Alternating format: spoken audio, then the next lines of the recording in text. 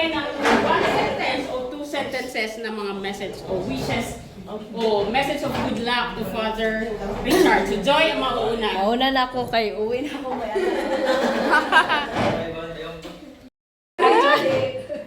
Maldita ako pero iyakin ako. Talagang iyak ako. Hindi pa nyo. Dahil hawak natin ang bit like. Mamimiss mo si Father. Mamimiss Yes. namin si Father. Of course, maraming salamat po kay Ate Vivian.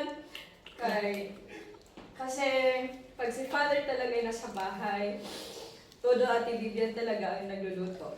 Wow! Kailan dalawa ang naglandas sila. May... Sila ay nagsusupport sa kanya kahit tatlong na ako. And also, I would like to thank also Ate Fe minsan nandun sa bahay. Maraming salamat at ewan ko kung bakit talagang gusto niya doon sa bahay na ayaw ko naman kasi Ikaw pala yung mamaya. yun nga ang sabi ni mama ko na you are so blessed sa inyong pamilya dahil gusto ng mga parit na doon din sa amin matutulog. Eh, sabi ko naman, friend, Bilang ka na ng malaking magpa-bless tayo. Friend, kahit hirap tayo, pero darating din naman yung time na pag siya pupunta o sino pa yung mga pari na nakaraan na nandun na sila na minsan hindi nga nagparamdam. Naintindihan namin dahil busy sila dahil naging teacher na sila ng university tapos naging hawak na nila ang parish church. So siguro expect na natin si Father Richard na hanggang sing na lang siya. So, thank you so much, Father. Naiyak na rin si Father. Oo nga. Kasi si Father talaga, Richard talaga ang medyo matagal sa amin. Yeah. Yung kinding-kinding niya sa yung pasilip niya kasi magpakalata dahil pari tayo. Gusto nating mag-disco. Simple yan lang natin kasi may mga CCTV dito.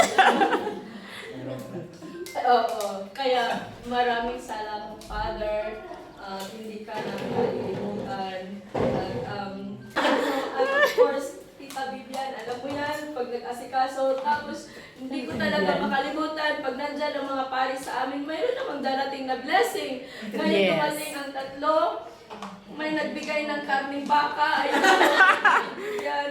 Kung may darating na food sa amin. Sabi ko, Amen. even though wala man tayong puro financial, but talagang todo mapakain namin ang mga pare. Good. So, thankful talaga kami kasi siguro sa family pa namin sa Pilipinas talagang welcome ang mga tao. Kaya maraming salamat at of course si FC, maraming salamat sa inyo na parang si Father Richard ang naano nyo kasi si Father Frank parang hindi nyo naanuhan siguro, no? Father Frank. Si Father Frank, naanuhan nyo. Father Ryan, naanuhan nyo. So I hope itong dalawang seminarista, maging pare din sila para hopefully soon, hindi ako iiyak sa inyo.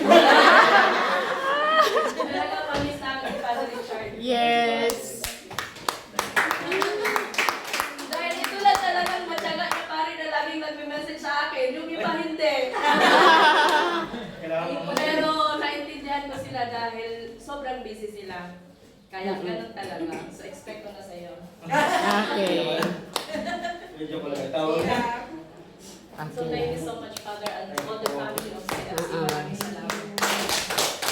So, maybe bago natin tawagan ang next na magma-message, I'd like to ask your response to Joy, if you have. Later na, in Kaya general. na kasi alis na ako. Gusto kong makita mo. Ikaw na lang pa sa bahay. Hindi, gusto ko din magpasalamat kay Ate Joy. Iyak na rin. Pero ayun na, sayo ko. Pero kung hindi ako sanay na may mga palispidida. Hindi ko sanay sa mga ganito. Pero, ayun, malaking magpasalamat. Walang tawag yun, walang asawa, walang pamilya. Pero, Ay, Richard. Marami nagmamahal. yes, maraming nagmamahal, maraming Wow. tumutulong para hindi kami maging Maraming malungkot. malungkot o mag-isa. Yes. Kaya kahit saan ako pumunta, sa Bilbao, sa Malaga, kahit saan sa Spain, maraming mga Pilipino na nag-welcome sa amin, mga seminarista, mga pare. Mm. Kaya yun ang nagpapalakas sa amin na magpatuloy. Kasi maraming nagmamahal. Amen. Hindi kami exclusive na katulad ng pamilya, sa asawa lang kami, para sa lahat. Yeah. At yun po, no? Patuloy po akong magdasal sa inyo at ipagdasalan din po kami kasi hindi po mahirap, hindi po madali yung trabaho namin, yung mission namin. Kailangan din namin yung mga dasal nyo. Katulad dati nung mayroon akong exams, sinabi sa Ate Joy, yung mga nagpunta ng Lord, sabi ko, pagdasal niyo ako sa exams ko. Yung asawa ng Diyos nakapasa at nakagraduate. Congrats. Kaya, isa kayo sa mga prayer warriors namin ng mga pare. Amen. So maraming salamat po kay Ate Joy, sa nagpapatuloy sa akin, sa Ate Christy, lahat at kay Vivian, no? Sa laging cheers. Cheers. Cheers. Maraming salamat. Ayan. Thank you, Father. Next po, Isis Madu. It's your turn. Yes. Very thankful din po ako kay Father Richard kasi anytime na Father Richard, pwede po kayo mag-talk. Sabi sa akin sa Derek, pinagtalk ko si Father Richard 1 minute lang. Sabi ko, okay lang po yung Sister Abby kasi kaya naman po niya. Kasi yung talk na yun is para sa, sabi nga ni Sister Abby, is para sa mga pare talaga. Bakit sabi ko di ako iyak? Eh yun nga, pero nakakalungkot din po, pero at least we know na kapag may umaalis, may dumarating. Amen. Sabi natin na it's not goodbye, Father. God bless po sa inyong new adventure is pupuntahan niyo pong tanging ikaw, tanging ikaw, tanging pag-ibig niya sa iyo lamang. Salamat po sa lahat, Father, at hindi po, welcome din po sa mga darating pang mga siminalista, sana po Pwede po yung nagpunta para mag-talk. alam ko, pwede po silang i-invite po para mga sa mga CRT talks kasi kailangan din po namin yung support ng mga pare. And then also, yung support din namin is always nasa ibang mga seminarista. Kasi si Father Prady po talaga, sabi ka kasi ni Sister Joy, siya po yung nakilala namin, naunang seminarista na talagang nag-talk dito sa Bilbao. Siya nag-bless din po. Siya din po nag-bless ng bahay namin. So, di ba? Siya nag-bless ng bahay namin. So, since then, 2019, 2021, si Father Prady yung nag-bless, pero hindi kasi pwede si Father Sean noon. So, pero si Father Sean po kasi dating CFC youth, kaya parang ano po siya sa amin, pero nasa Malaga na po siya. So, hindi po namin siya madalas makakasama. Pero yung mga seminarista, palagi namin ikaw-contact. Sister Chris, so yung very blessed po kami mga taga-Bilbao kasi malapit po yung Pamplona, malapit po kami sa mga pare, malapit po kami sa mga seminarista. Kaya yung prayers po namin is nasa inyo din pong lahat ng mga pare. God bless you, Father. Ayan. Unang-una nagpapasalamat kami sa community. Nagkaroon ng Pilipino mas dito, Father, kundi dahil sa kaparian. Ang malungkot nga na may yung pag-alis. Yeah. Pero ganun pa man, sabi ni Sister Malu na may pag may maalis ay dumarating. So, introduce niyo kayo, Father. Kayo din po. Next, Sister Fred, you're the next. Kunti lang naman tayo, kaya dapat, actually, kunti lang ang CFC dito sa Bilbao kasi we're still working to grow, kaya go lang.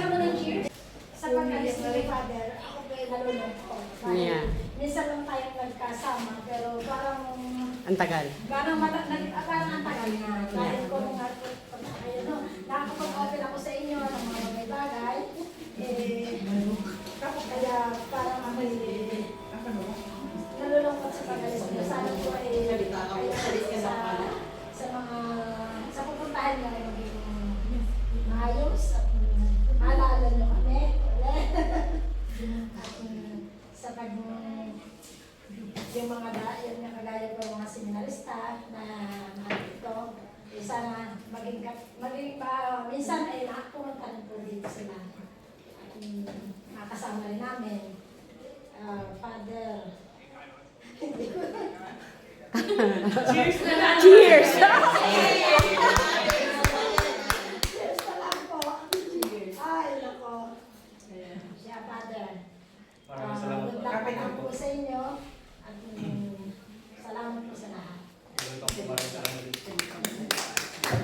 Father, hindi ko rin kayo makakalimutan kasi ang dami ko po rin natutunan sa inyo at yung mga advice po ninyo. Salamat po sa lahat. Nilang mo ako sa amin lahat po at kayo naging bahagi ng aming komunidad dito sa Lipa. Sa inyo po pupuntahan, kamusta po sa lahat ng inyong pamilya at sana po maging maganda lalo po ang inyong magiging karat sa inyong pupuntahan at ingat po kayo palagi. Hindi lang po kayo, lahat-lahat po. Happy po.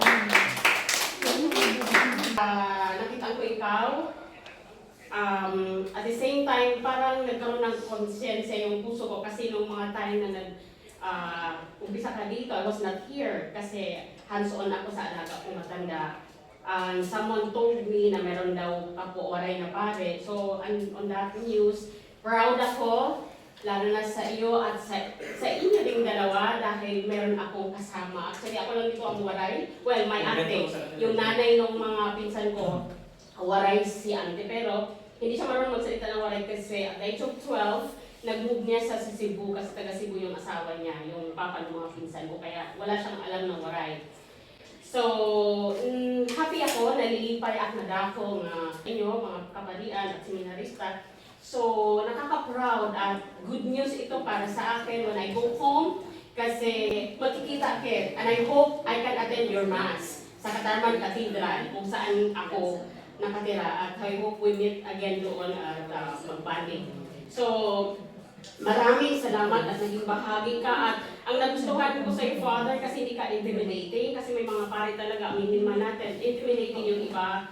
Pero ikaw, napaka-approachable mo, tapos instant ka pa pag sinabi namin, pakibless nung matanda na namatay na inalagaan ko, ora mismo, ready ka. And then yung nagtumaraan ko tayo sa Balay Kubar, ang bilis mong nag-bless. Napakaganda ng prayer sa Balay Kubar, talagang umiyak talaga ako, napakaganda ng prayer na yon.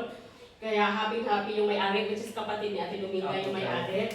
So, instant na blessing, pero napakaganda ng prayers na yon, hindi ko makakalimutan. And thank you for your dedication in Bilbao.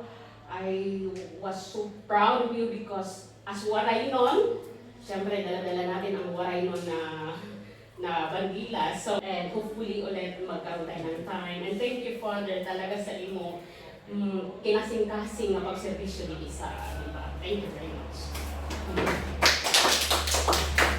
So yan na, at this time, wala na siguro magsasalita. So, meron kaming kaunting pinag-ambag-ambagan and we would like you to open please here para makita mo. So, siya po ang nag-effort sa Silchona pero this is from CFC From family. CFC. So, yan. Upo sa mami. Mamaya mag-picture ang CFC. Yung mga hindi taon. Mamaya mag-picture ang CFC family. Kailangan. So, mauni ang amo na kayanan for you. I hope ma-appreciate mo, of course.